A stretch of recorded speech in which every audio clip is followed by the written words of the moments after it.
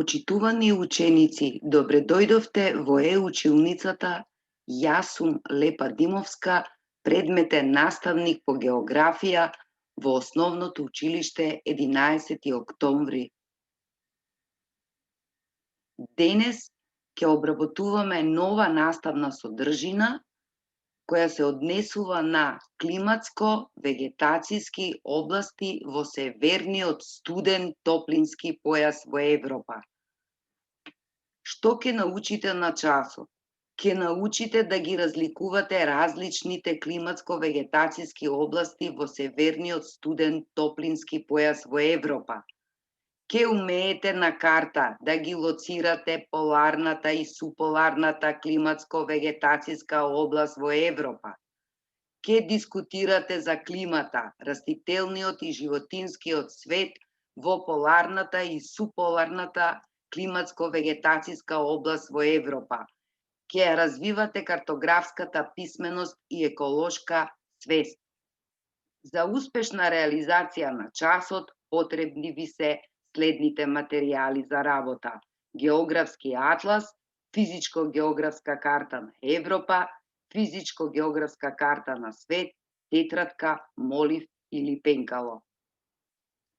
Најнапред да се потсетиме на кој дел од земјината површина во најголем дел од годината упадниот агол на сончевите зраци е најголем, а на кои делови од земјината површина е најмал. Верувам дека одговорот го знаете.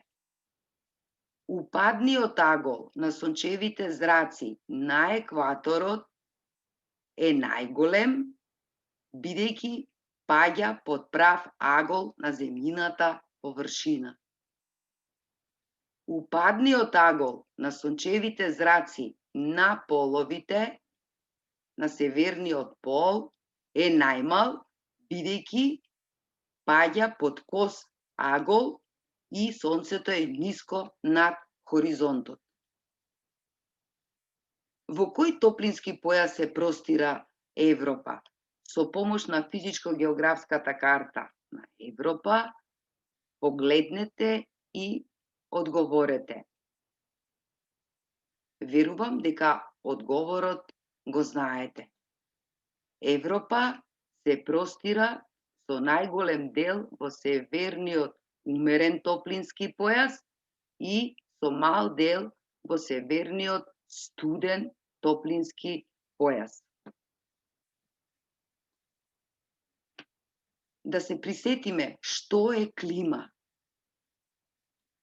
Под поимот клима или поднебје се подразбира дека представува збир на временски појави, односно атмосферски процеси што ја карактеризираат средната физичка состојба на атмосферата над поголеми или над помали делови на земјината површина. Исто така да се присетиме од кои фактори зависи климата.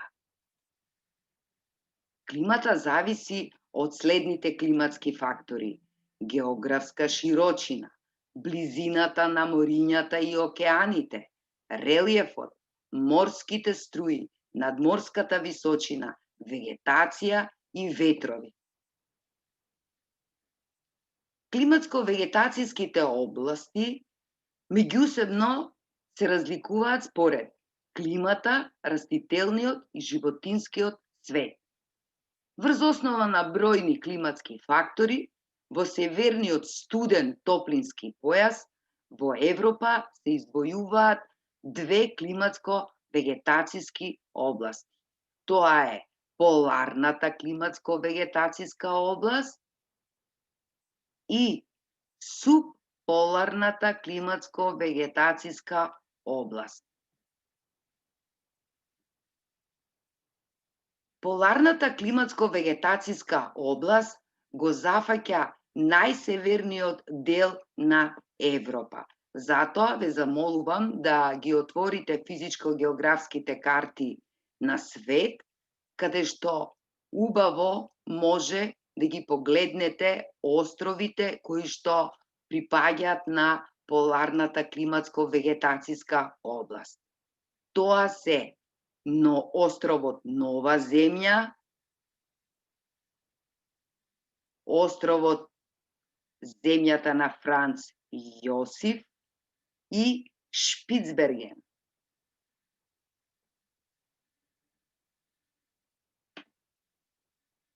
Во поларната климатско-вегетацијска област застапена е поларна или арктичка клима. Да видиме какви се одликите на оваа клима. Зимите се остри, сурови и долги, каде што врнежите се исклучиво во вид на снег од 100 до 250 милиметри годишно. Температурите се мошне ниски, достигнуваат до минус 40 степени Целзиусови, дуваат силни поларни ветрови, почвата во поларната климатско-вегетацијска област е каменеста, летото е кратко и студено, снегот не се топи, туку се натрупува и под притисок преминува во лед.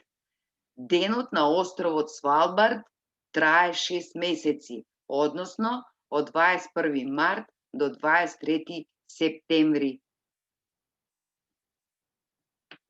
Растителниот и животинскиот во поларната климатско-вегетацијска област е сиромашен. Од растителниот свет се среќаваат лишаевите, а од животинскиот свет морскиот лав, фоката,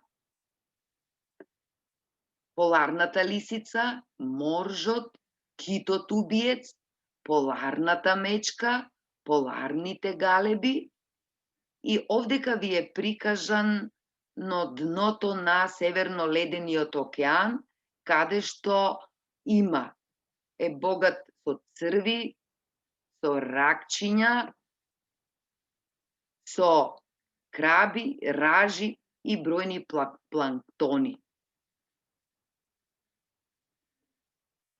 Во поларната климатско-вегетацијска област постојани населби има многу малку.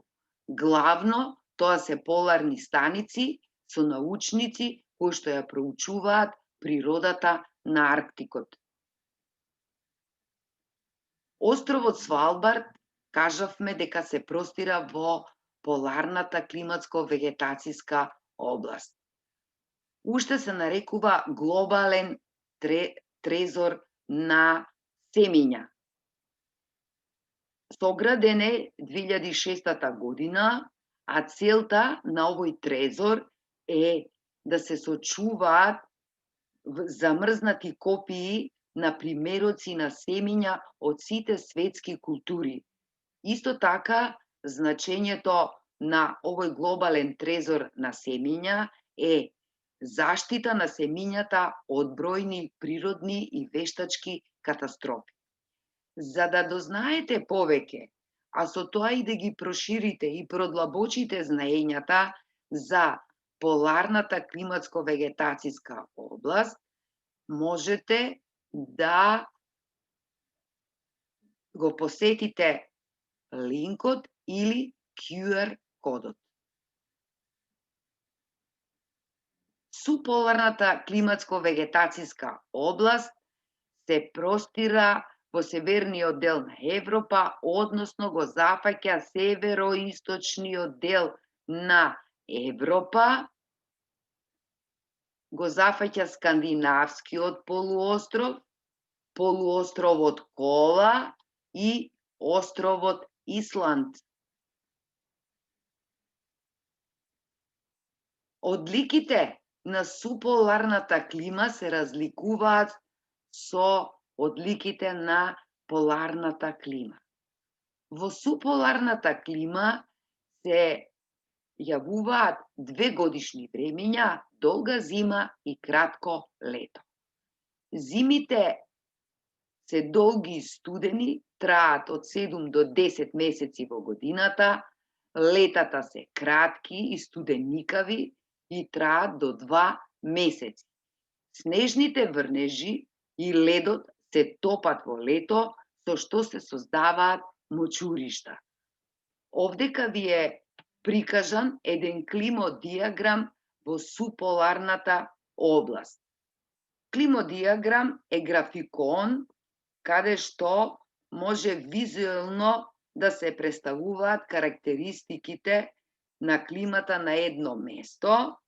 Ова е збиена верзија на климатските елементи на секој климатски регион. Во долниот дел, погледнете, графиконот има 12 колони, колку што има месеци во годината. На левата страна е скалата за температура на воздухот, а на десната страна е скалата каде што се мерат врнежите во милиметри. Ако внимателно погледнеме, ќе видиме дека највисоки температури се јавуваат по месец август, каде што температурата изнесува 20 степени Целзиусови, а врнежите се 70 милиметри. Во јануари температурата е негативна, минус 10 степени Целзиусови, а врнежите изнесуваат 10 милиметри. Но секаде не е иста климата во суполарната климатско-вегетацијска област. Така, например, на островот Исланд има влажна и блага клима, која е под влијание на топлата голска струја. Климата во северното крајбрежје на скандинавскиот полуостров е поблага и затоа најсеверното пристаниште Мурманск никогаш не замрзнува. На север топлата голска струја тече се до островот Шпицберген, таму во тие предели ги топи ледените санти кои доаѓаат од северно ледениот океан. Во суполарната климатско-вегетацијска област растителниот свет е представен со тундрата.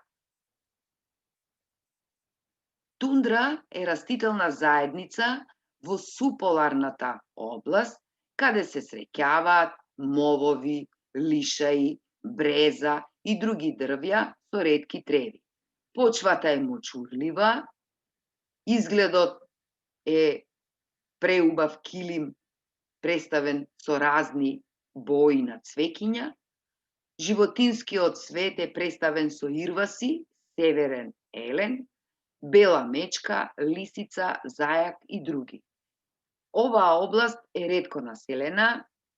Денес живеат околу 250 сами, тоа се уште наречени лапонци, номадски народ се, древен, стар народ, кој што порано се занимавал исклучиво со лов и риболов, а сега одгледува околу 35.000 ирваси и тоа се нивно најголемо богатство.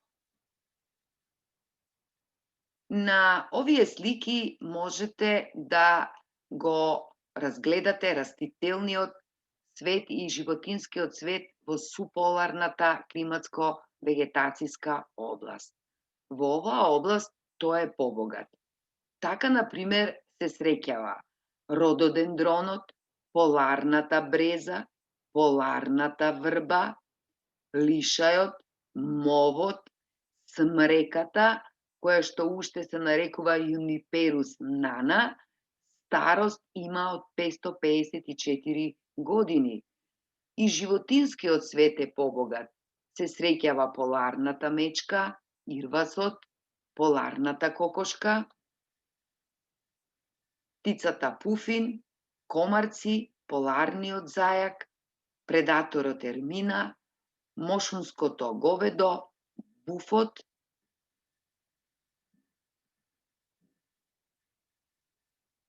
Лапонија е регионална целина која што ги зафаќа северните делови на Норвешка, Шведска, Финска и северните делови на Русија.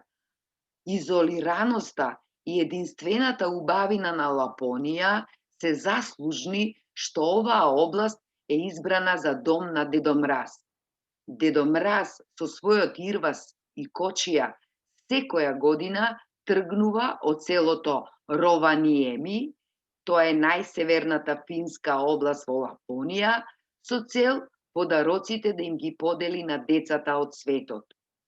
Лапонија со своите атрактивни пејсажи, национални паркови, привлекува голем број на туристи. За да ги продлабочите и проширите знаењата за оваа област, пожелно е да кликнете на линкот или да кликнете на QR кодот. Како феномен во северниот студен топлински појас се јавува поларната светлина, која што на северната полутопка на земјата се нарекува аурора бореалис. Поларната светлина е светлосна појава во поларните области за време на ведри и темни ноќи. Светлината настанува кога наелектризираните честички кои се забрзани во земјиното магнетно поле ќе се судрат со молекули на воздухот и тие проектираат акумулирана енергија на видлива светлина.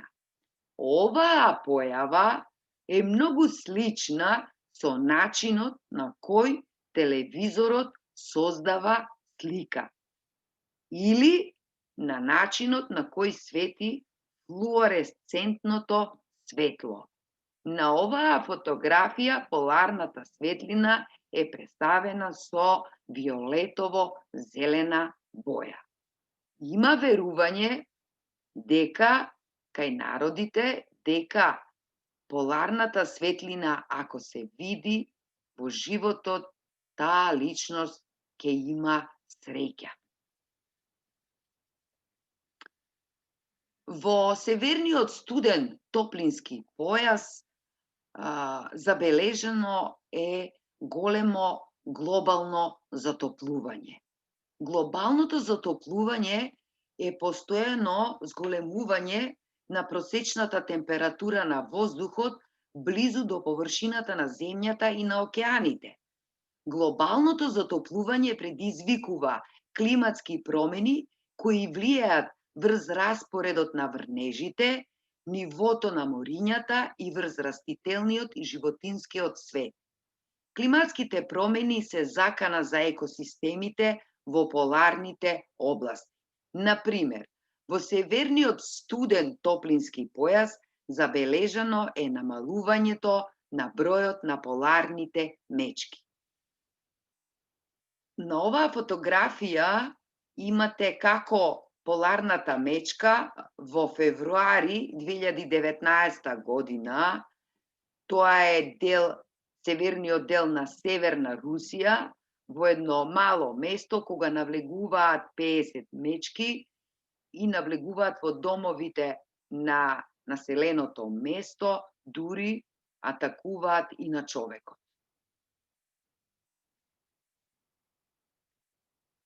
Во северниот студен топлински појас, како последици од глобалното затоплување, се јавува подигање на морското ниво, топлински бранови, понатаму топење на мразот на половите и глечерите и ширење на болести. Во оваа област се јавува и озонска дупка, која што има огромна површина од над 2 милиони километри квадратни. Ултравиолетовото зрачење е мошне интензивно и тоа негативно влијае и го нарушува имунолошкиот систем кај живиот свет. Озонот е гас со сина боја со 3 молекули на кислород, ова е номенклатура на озон. И интересно е да кажеме дека измерени се рекордни 22 степени на 26 јули 2020 година на островот Свалбард. За да ги продлабочите и проширите вашите знаења, дознајте повеќе преку посочениот линк или QR кодот. За на крај, размисли и одговори. Одговорите, запишете ги во вашите тетрадки. На првото прашање гласи: кои климатско-вегетацијски области се јавуваат во северниот студен топлински појас во Европа? Второто прашање е: што е тундра? И третото прашање гласи: со што се занимава населението во суполарната област? На првото прашање, ученици, одговорот е следен. Се јавува поларната и суполарната климатско-вегетацијска област. Одговорот што е тундра? Тундра е растителна заедница во суполарната област, каде се среќаваат мовови, лишаи, поларна врба, поларна бреза. Одговорот на третото прашање: со што се занимава населението во суполарната област? Населението се занимава со одгледување на ирваси, лов и риболов. За следниот час, отворете ги посочените линкови или со помош на вашиот мобилен телефон, со помош на камера, снимете ги QR кодовите и погледнете ги занимливостите. Ке можете да дискутирате за актуелните теми со вашиот наставник-наставничка за географските појави и објекти во студениот топлински појас. Ви благодарам на вниманието.